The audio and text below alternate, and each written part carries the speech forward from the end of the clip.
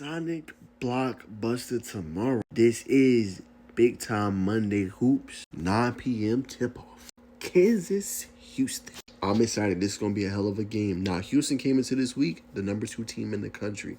Now, they're going to fall off a little bit because they lost 2 straight this past week. Houston fell to Iowa State and Arizona. So they'll probably fall to probably like number 7 or number 8 in the country. Kansas has lost 2 of their last 3 games and just recently lost to Cincinnati. Now, when it comes down to this game, you got elite guard play. Now, in the news, who's gotten a lot of flack is Darren Peterson, and rightfully so. We've seen what he's been doing. It ain't been a good look. Dick Vitale even came out and said they need to divorce. He don't need to be there. And there's a lot around him right now. I'm not going to make the focus on him. If he plays and he plays at a high level, this can be a dynamic matchup. Again, I don't know where we're going to get there, so we will leave that there. The reason why it would be a dynamic matchup is because you got Kingston Flemings, who is setting the world on fire right now. And he's proven that sometimes stars and all them rankings don't really matter, because he came to a place where he had to grind and get it out the mud, and he's really become and blossomed into a star for the Houston Cougars. Now, we know they have Milos Uzan, and they obviously have a veteran Emmanuel Sharp, who's been playing at a high level so far. Second leading scorer on the team, averaging 16.4 points and 3 boards, right? But it all starts and stops with Kingston Flemings, because he can get up out of a trap, he can get out of a zone, and he always knows how to make the right play, whether that's scoring or going downhill or making a play for his teammates. He's averaging close to 6 assists a game, 5.2 to be exact. So this makes for a great matchup, because will Kansas have the answer for Kingston Flemings?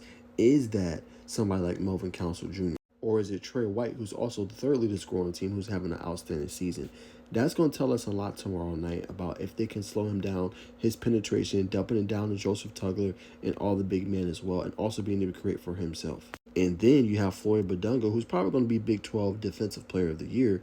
Can he make enough stops? Can he be dominant on the glass in this game and continue to show how good of an elite defensive player he is?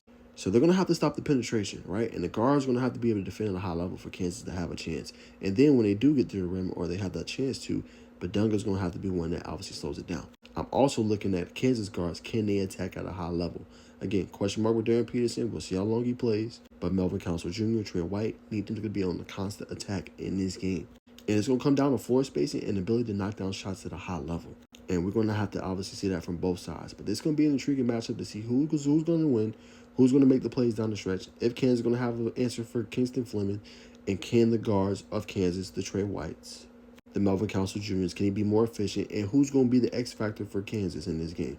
That's going to really tell us all we need to know about this one. But Big Fieldhouse, he don't really lose on big Mondays, which is obviously head coach Bill Self, and he's playing another ranked opponent. Remember, they defeated Arizona and handed them their first loss of the season. But at the same time, Kansas has been dealing with a lot of BS currently, and they lost 2 of the last 3. Both teams hasn't played their best ball of late, but somebody has to come out on top and win this game. My pick, with everything going on with Kansas, I like their basketball team. I think they can play at a high level. I'm going with Kelvin Sampson, and I'm going with the Cougars with Kingston Fleming, and I think they're going to ball in this game. I got Kingston going off for a 30 ball. No disrespect to Kansas. I like their basketball team again. But I think with all the turmoil, everything they had going on, players not being bought in to what we're trying to do and accomplish this year, it's became a distraction. Until you fix that distraction, I think it's going to be a tough stretch for the Jayhawks. I'm going Houston.